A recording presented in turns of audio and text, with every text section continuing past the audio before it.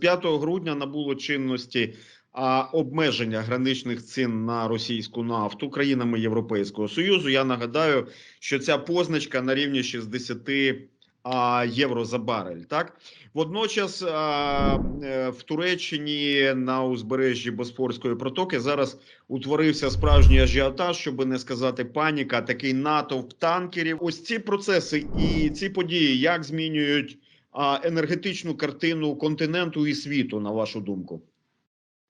Ну, на мою думку, зараз відбуваються дуже фундаментальні процеси. І гра йде не тільки там між росіянами, ОПЕКом чи ОПЕКом і Сполученими Штатами, а вона йде на різних рівнях. І те, що сьогодні котування нафти на біржах знову пішли вниз, це дуже позитивний сигнал, тому що росіяни відверто очікували, що після введення санкцій і запровадження цього прайскепу буде суттєве підняття цін на нафту.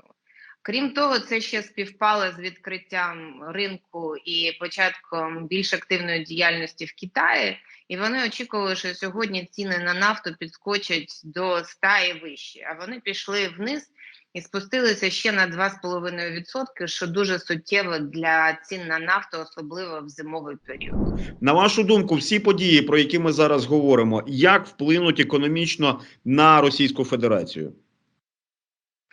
Ну, Російська Федерація втрачає вже видобуток, вони закривають свої виробництва, і це впливає не тільки на галузь видобувну, але на всі решту сфер, які обслуговують видобування нафти, і ці маленькі містечка, в яких живуть люди, що працюють на видобутку.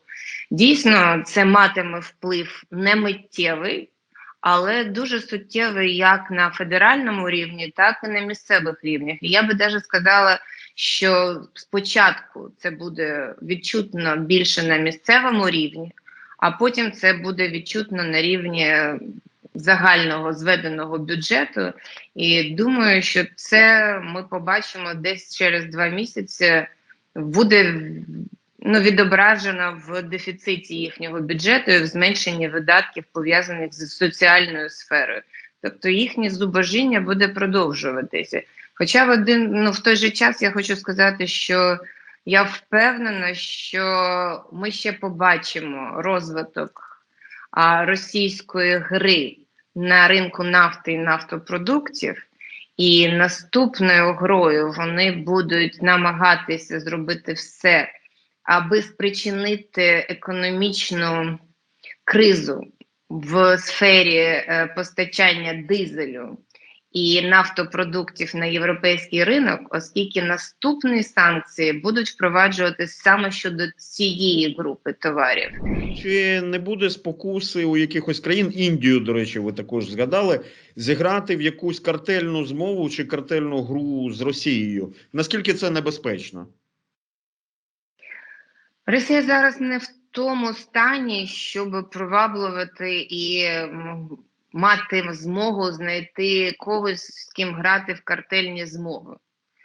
Я впевнена, що така гра могла би відбутися, наприклад, з Іраном, але можливості Ірану у постачанні нафти і нафтопродуктів обмежені також санкційною політикою, так само, як і у Венесуели.